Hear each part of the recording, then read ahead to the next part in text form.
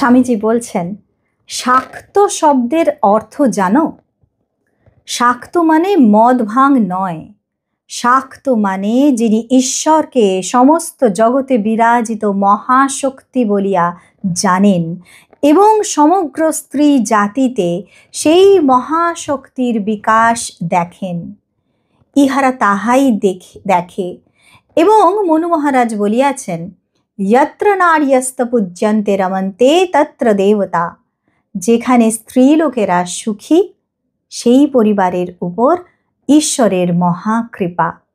ইহারা তাহাই করে, আর ইহারা তাই সুখী, বিদ্বান, স্বাধীন, উদ্যোগী। আর আমরা স্ত্রীলোককে নীচ, অধম, মহাহেয়, অপবিত্র বলি। তাহার ফল আমরা পশু, দাস, উদ্যমহীন, দরিদ্র। স্বামীজি বলছেন।